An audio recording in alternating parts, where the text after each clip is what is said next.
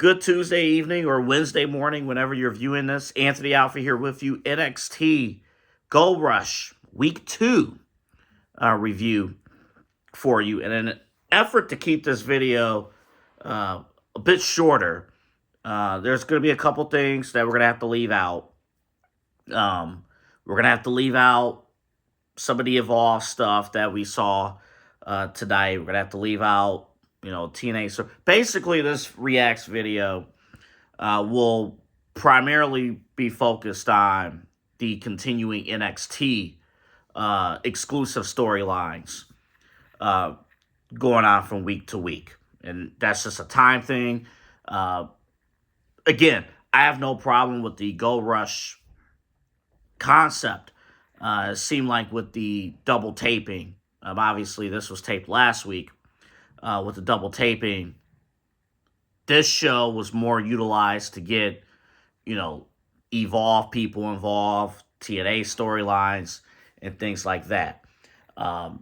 As a viewer, cool to see good wrestling, but it would be, I guess in a way, it would be unfair for me to completely judge the storylines, but they were presented on the TV. So the whole point is exposure, things like that. Watch Evolve, watch TNA, things like that. So it did the job. The wrestling was fine. I'm not invested in those guys right now. But maybe that'll change in the future. Maybe they keep doing good work, and we know one day they'll be on NXT and go from there. So let's talk NXT. And I have thoughts on Trick Williams, Myles Borne, all that stuff in a second. I do want to start with Ricky Saints, because I think Ricky Saints did a great job with his interview, his taped interview backstage, selling his championship match with Obafemi. He did a great job. And honestly, he elevated himself as a superstar, because now it's not just basic surface level doubt. Like, oh, Obafemi is a big guy. I don't know if I thought Ricky Saints did a great job saying, I would like to think that, Halloween Havoc, that was a legitimate win. But maybe this, could I see a scenario where, honestly, Obafemi is still, this is still his time, and my championship reign is just a detour, and he's going to, win the championship back, and, and who knows who could beat him. Nobody would beat him. It really, at that moment, when I heard Ricky Saints in that interview, I'm like, you know what? I want to see him get that W. I want to see Ricky Saints win. But I also would understand if he doesn't get the W. How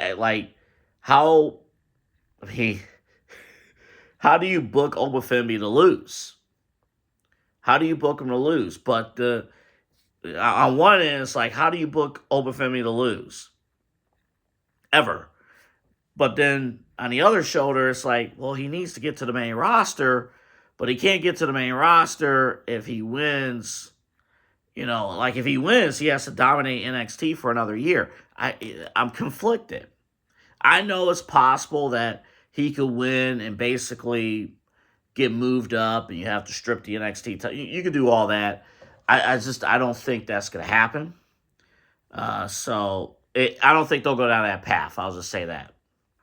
So we'll see.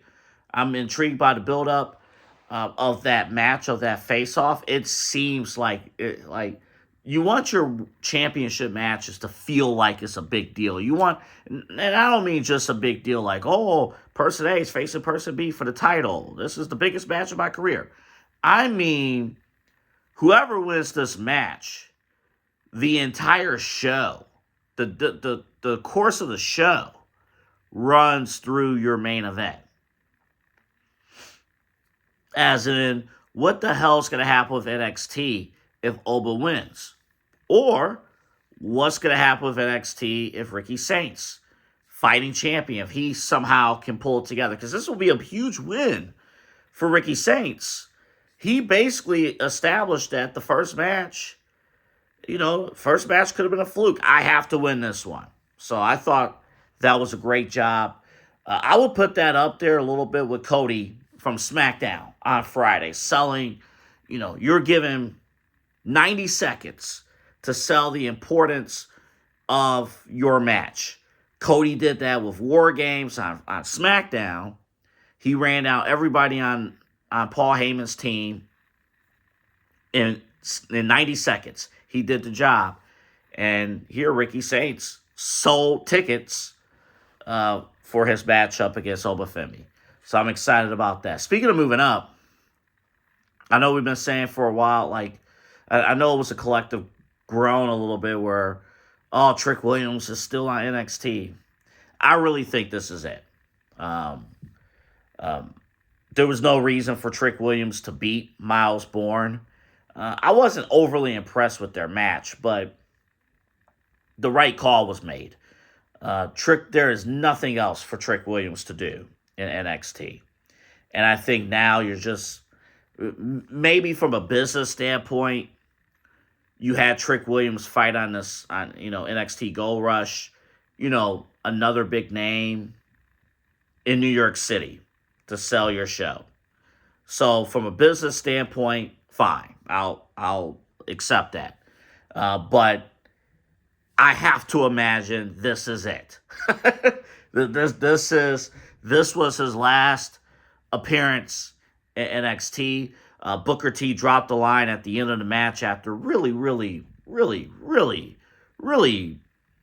putting over Trick and casting doubt on Myles Borne. Like, Booker T had a line at the end of that match, though. It's like, Trick is going through a lot.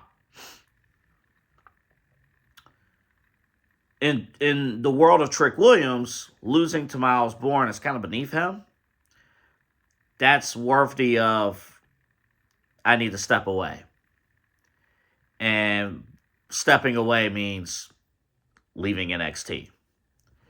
Like I said before, I think Trick Williams has had a phenomenal year.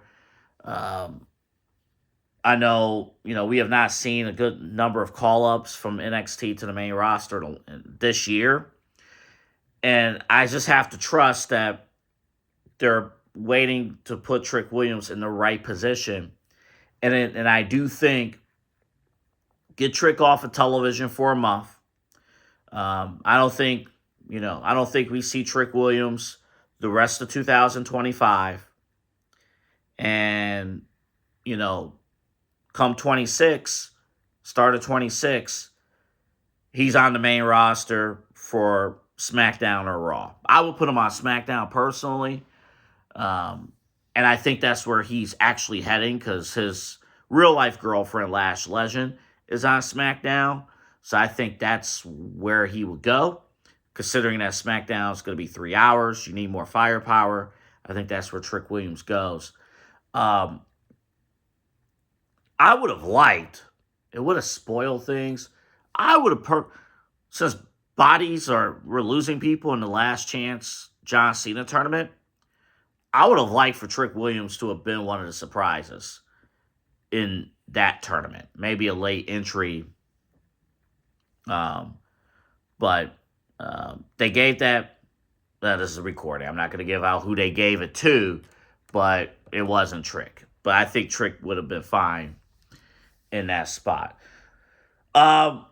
We got the announcement from John Cena, the Iron Survivor Series, the Iron Survivor participants for the men and the women. We'll do more of a deep dive on that in the weeks to come, leading up to, in 1 week to come, because deadline is next Saturday. So we'll do that. I would imagine your main event next week at NXT is going to be Leon Slater, Javon Evans, Joe Hendry, Myles Borne versus Dark State. I have to imagine that would be, that's your 8-man tag match main event next week off of that final angle. I said on this Reacts last week, it's time for Dark State. It's time to resume the unpredictability of Dark State. It seems to me lately that Dark State, there's just another. They're a part of the roster. They're employed. They're a little different, but they're a part of the roster.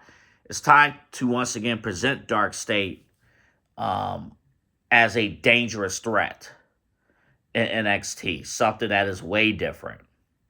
Um, and I wouldn't mind whatsoever the Dark State representative to win Iron Survivor next week. I really wouldn't mind that. Just to, you know, a group that's as good as Dark State, like they need to, the act is there. Um, you need some craziness going on in NXT. Speaking of craziness, the one thing I did not like. Um, so I don't mind Fallon winning the Speed Championship. Actually, I think that's the right call. I like the angle. So Ruka, she's going to turn heel. She got word of advice from Ethan Page. And then when Myles Borne tried to step in, So stepped away. That is very heelish. Very heelish. You're good friend actually trying to help you, and you walk away. Yeah, it's kind of a dick move right there. I know the sequence was, Myles tried to help, and then they got into an argument. He got into an argument with Ethan Page. I get all that. But the way it was presented, Soul's definitely turning. Not being out there for Zarya at all. So that's definitely the path that they're going to go. One thing I didn't like, though, you got the Speed Championship, the Speed matches. And then you don't have a winner. Oh, this is not. And then Ava comes out. Oh, even though, this is not how a Speed Championship match should end. We're going to go to sudden death. Even though the entire effing concept of Speed is to get a winner within the time frame of the match. So the whole point of the Speed concept goes completely out the window. Oh, and by the way, an important championship match, sudden death. Oh, we got to go to commercial.